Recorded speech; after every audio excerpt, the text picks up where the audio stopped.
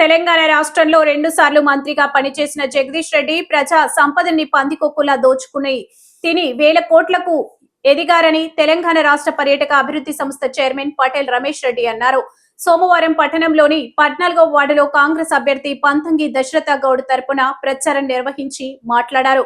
బడుగు బలహీన వర్గాలకు చెందిన పంతంగి దశరథ గౌడ్ కాంట్రాక్టర్ల పేరుతో దోచుకున్నాడని జగదీష్ రెడ్డి విమర్శించడం సిగ్గుచేటన్నారు. సొంత కృషితో ఎదిగిన దశరథ గౌడ్ ని విమర్శించడం అంటే బలహీన వర్గాలను విమర్శించినట్లే అని మండిపడ్డారు. కరోనా కష్టకాలంలో కూడా దశరథ గౌడ్ ఎన్నో సేవా సామాజిక కార్యక్రమాలు నిర్వహించారని గుర్తు చేశారు. స్థానికేతరుడైన గాలి సాయిని ఓడించి స్థానికుడైన పంతంగి దశరథ గౌడ్ గెలిపిస్తే వార్డును రోల్ మోడల్ గా తీర్చిదిద్దుతానని చెప్పుకొచ్చారు. కాంగ్రెస్ పార్టీతోనే అభివృద్ధి సాధ్యమవుతుందని వివరించారు.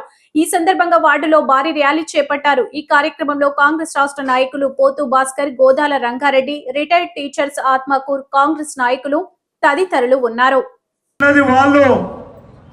ప్రజా సంపద దోచుకొని దాచుకున్నది వాళ్ళు. ఈరోజు వేదిక మీద ఇంతమంది కాంగ్రెస్ నాయకులు ఉన్నాం. ప్రజా జీవితంలో అవినీతి మచ్చ లేకుండా ఒక ఓపెన్ కాగితం లెక్క ఈరోజు మా జీవితాలు నడుస్తున్నాయి. ఇక్కడ ఉన్న మేమందరం కూడా రాజకీయాలకు వచ్చిన తర్వాత ఆస్తులు అమ్ముకున్నవే తప్ప ఎక్కడ కూడా ఆస్తులు సంపాదించిన దాఖలాలు లేవు. కాబట్టి బుద్ధి చెప్పాలి. మన సంపద దోసుకుంటున్న బీఆర్ఎస్ నాయకుల్ని, బీజేపీ నాయకుల్ని ఈ వార్డు నుంచి తరిమి కొట్టాలని కూడా నేను ఈ సందర్భంగా మనవి చేస్తున్నా. ఇలా అభివృద్ధి కావాలనంటే అధికార పార్టీకి ఓటేయాలి. నిర్వహించి ఏర్పాటు చేసిన ఈ కార్యక్రమానికి అధ్యక్షత వహిస్తున్న మాజీ జడ్పీటీసీ అయిన రాజేష్ గారికి, ఈ కార్యక్రమానికి ముఖ్య అతిథులుగా విచ్చేసిన సీనియర్ నాయకులు పోతు భాస్కర్ గారికి, రంగారెడ్డి గారికి, రమణారెడ్డి గారికి, గడ్డు శ్రీనివాస్ గారికి, లక్ష్మయ్య గారికి, కవిత గారికి, ఇక్కడికి విచ్చేసిన పెద్దలందరికీ, ముఖ్యంగా పెద్ద ఎత్తున ఈ కార్యక్రమంలో పాల్గొంటున్న మా మహిళా సోదరిమణులందరికీ కూడా పేరు పేరున నా హృదయపూర్వక నమస్కారాలు తెలియజేస్తున్నా. అన్నలకు, అక్కలకు, చెల్లెలకు, తమ్ముళ్ళందరికీ శిరస్సు వంచి ధన్యవాదాలు తెలియజేస్తున్నా. మా ఇప్పుడే రంగాన చెప్పిండు 14వ మాట అంటే ఒక సైడు ధనికులు ఉండే కాలనీలు ఉన్నాయి, ఒక సైడు పేదలు ఉండే కాలనీలు ఉన్నాయి. మరి ఈ కాలనీ ప్రత్యేకత ఏంటంటే కాంగ్రెస్కు సంబంధించిన పెద్ద నాయకులందరూ కూడా ఇక్కడనే ఉన్నాం.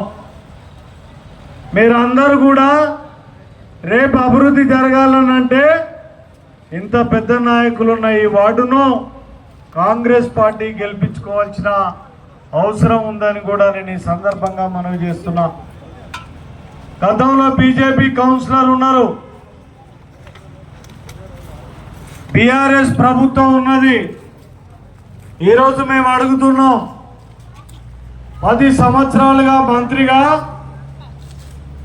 క్యాబినెట్లో 2వ ర్యాంకులో ఉన్న జగదీష్ రెడ్డి ఈ కాలనీకి చేసిన అభివృద్ధి ఏందని చెప్పి మేము ఈరోజు అడుగుతున్నాం. ఒక నెంబర్ 2 స్థాయిలో మంత్రిగా ఉన్నాడు. 10 సంవత్సరాలు ఆయన సంపాదించుకున్నాడే తప్ప ఏ పేదవాడి జీవితంలో కూడా వెలుగు నింపిన దాఖలాలు లేవు.